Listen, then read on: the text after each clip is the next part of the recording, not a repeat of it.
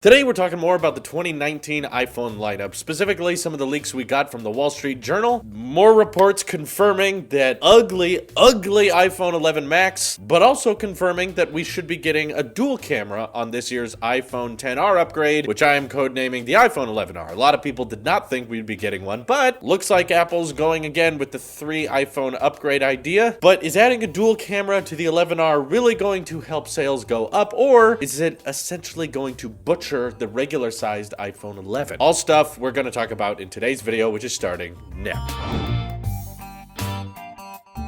So yeah, primarily I would like to talk about the fact that I was very interested in the idea of how do you upgrade a budget phone after 1 year to make it good, but not too good so that the premium models are no longer worth it. And based on this new info that's saying that the XR will be upgraded in 2019 with a dual camera setup, I'm a little bit concerned for the success of the iPhone 11. I, of course, am assuming that the iPhone 11R is going to be gaining a telephoto lens, likely very similar to that of the iPhone 11, and I could only hope, I could only wish that even though we're getting a dual camera on the 11R, will they at least give us the option to take portrait mode shots with the wide-angle lens and the telephoto lens? Just let us switch between them. I'm not exactly sure why the iPhone XR right now has this advantage of being able to take portrait shots with one lens, but if we want to take portrait shots with the wide-angle lens on the iPhone XS, we can't. We have to use the telephoto lens. I feel like that's a little bit confusing and a tad unfair. Sometimes we want those telephoto portrait shots, but other times we want the wide-angle portrait shots. Just give us the option, and this could be fixed via software very quickly. So, knowing that all iPhones this year are going to have at least 2 cameras, it would help me to know that the options we got in 2018 are still going to be there in 2019. But in regards to what that third camera could have a purpose for on the iPhone 11 Max, a lot of reports are claiming that Apple's interested in a camera sensor that Sony makes, which is used specifically for 3D mapping. And of course, we know that Apple cares a lot about AR, but you gotta admit it's kind of disappointing to find out that the camera bump is essentially doubling in size, and it could potentially just be so that Apple can make ARKit slightly better. I personally have my own doubts about that and wondering, would Apple actually make the design that drastically different just so that ARKit could work slightly better on one model? Because a lot of these Wall Street Journal reports are also saying that the iPhone 11 Max will be the only phone this year that comes with a triple camera setup, so it will not be available on the regular sized iPhone 11, which in my mind means that it cannot be something overly substantial, but has to be something nifty and cool enough and noticeable enough that a lot of people will feel like the upgrade to that larger size model will be worth it. Similar to our situation when the iPhone 7 came out. We had a single lens on the regular version, and then on the 7 Plus, we have a dual camera, which has the telephoto option, which was really handy for a lot of people. I've done a few polls in the past and a few videos about what a triple camera setup could do for the iPhone, and I've seen that most people out there, majority of you, are more interested in a wide-angle lens like we've seen on LG phones, whereas I would much rather have a super telephoto camera because personally, I don't run into a ton of instances where I need to step further away or my phone doesn't have a wide angle enough as it is. I personally think the standard lens on iPhones are already pretty wide, so going ultra wide is cool and nifty, and if it's a new camera sensor and it allows for new features, specifically in the camera, like, I'll gladly take it, but I personally think an ultra telephoto that allows you to zoom in like 5x without losing any quality would be so much more useful, and I could think of a ton of applications where having that extra zoom and that retained quality would be really helpful to users out there. But worst case scenario, it's neither of these things, and they simply add this third lens, which will help with ARKit apps, which I personally, again, I'm not exactly sure if that's going to happen, and I have a lot of doubts about it, but if that ends up happening, I think that's a really stupid move by Apple because sales are down right now. The smartphone market is in decline, and if 60% of Apple's revenue comes from iPhones, making really tiny incremental updates like this is a very bad idea. If you want people to upgrade to the new iPhones, now is the time to play it safe, not play the, oh, we know what's better for consumers, we know what they're going to want in the long run. That's a bad move right now. There's one thing Apple cares more about than innovation, that's money. And if you just try to sell people on an $1,100 upgrade on the fact that, well, this one has a good AR camera, which is great for 3D mapping and stuff, you're gonna lose people. They're not gonna buy a new iPhone for that. They're probably just gonna keep their XS Max, especially if another leak we've been hearing about ends up coming true, which is that none of the 2019 iPhones are going to be sporting 3D Touch, which I am absolutely not okay with, and even as an Apple sheep, I would be very upset about. In fact, if that ends up being the case, and it just ends up being like, okay, the 2019 iPhone has a smaller notch, has a super 3D camera that allows for depth mapping when using ARKit. Maybe it helps with portrait mode slightly better. It's like, okay, we're a little bit better at masking out photos. And they remove 3D Touch. I'll honestly just keep my XS Max. I'll be like, nope, I'm good. XS Max is fine. It has 90% of the same features, and that extra 10% that you're advertising with the 2019 iPhones, I'm not getting anything out of it. 3D Touch is an incredibly important feature to me, and I'd like to keep on using it, and the fact that they're considering removing it from the entire line is very, very bothersome for me. I know that there's a ton of people out there that never use 3D Touch and they don't care about it, but as we've discovered in the past, there is still a huge percentage of Apple's users that do use 3D Touch on a regular basis. It's very split down the middle, which means Apple, if you're releasing 3 phones a year, you should make some phones that don't have 3D Touch and some phones that do. With the iPhone XR not having 3D Touch, I completely get it. They cut a lot of corners, they had to get the prices lower, they had to design things a little bit differently to be more budget and affordable, so I get it. Okay, it doesn't have 3D Touch, that was a compromise to get the price lower. If they're removing 3D Touch from the iPhone 11 and iPhone 11 Max, what exactly are we gaining out of that removal? Are they in favor of a better technology? Is there something better in its place? We already know 3D Touch with OLED displays is perfectly possible, and 6.5-inch OLED displays. Are the prices getting lowered in 2019, and that's why they're removing 3D Touch? Is that the displays are cheaper to manufacture? Like, what is the reasoning behind it? I know there's a ton of people out there that are like, Drew, Apple removes things all the time, like Touch ID, the headphone jack, SD card slot, but all of those things are being removed because Apple sees a better alternative. You may not agree with that alternative, but Apple removed the headphone jack because they wanted to push wireless and Bluetooth and AirPods specifically. They were like, this is the better alternative, it's more expensive, but it's more convenient, so we're pushing for that. They removed the SD card slot because they want more people going to wireless data transfer or going through USB-C, Thunderbolt transfer. They removed Touch ID because they believe that Face ID is more secure and less prone to failure. So anytime Apple removes something, it's usually because they're pushing a new technology that they think is going to be more of the future. With the removal of 3D Touch, I don't see that. Haptic Touch is just a fancy term for long press, and it results in everything just feeling like a step behind. I'm so used to using it on my iPhone that if they remove 3D Touch on the next gen iPhone, don't get me wrong, I'll still buy it to unbox it and review it for you guys, but as my daily driver, I might just keep the XS Max around because it'll have 3D Touch and I can still take advantage of those features it gives. So overall, these new iPhone leaks are not terribly exciting for me. There's not too much evidence I'm getting very excited for. Probably the greatest addition for 2019 will be like, whoopee, you got the notch a little bit smaller. Okay, how exciting. But other than that, there's not too much I'm looking forward to this year, and it sounds like it's going to be a fairly disappointing lineup that they unveil in September. That keynote is going to be rather depressing if it ends up being anything like what we're predicting right now. And I have to wonder when it comes to the iPhone 11, other than the dual camera, are they going to add anything else to that design? Are they going to give it a 1080p display, up the pixel density a little bit? Are the bezels getting any thinner? I assume it'll be getting the A13 chip as well, but in regards to prices, I really think it's a good idea for Apple to either stay the same prices that they are now with the 2019 lineup, or start going lower, if at all possible, because the sales of the iPhones right now are not great, and the smartphone market's in decline as a whole. So again, now is not the time to pick favorites when it comes to consumers. Don't be removing things that are exclusive to your ecosystem already. 3D Touch is not a thing on Android, so don't start removing it from your iPhones. The iPhone 11R should either stay at $750, if possible, lower the price, but Apple rarely does that. And a lot of people are wondering, will Apple discontinue the iPhone XS and XR once the 2019 iPhones come out? And it's really hard to say at this point, but I think because the sales are so bad, it would be a really smart idea to keep the XR around, lower the price in September to $650 so that that's more obtainable to more people as Apple reorients itself as more of a services company and less of a hardware company. So there's a lot of speculation and a lot that could happen over the next 9 months of leaks and reports we get from different analysts, but of course I want to hear what you guys have to say about it, so let me know what you're thinking down in the comments below. This is your Apple Sheep here. I'll see you in the next one.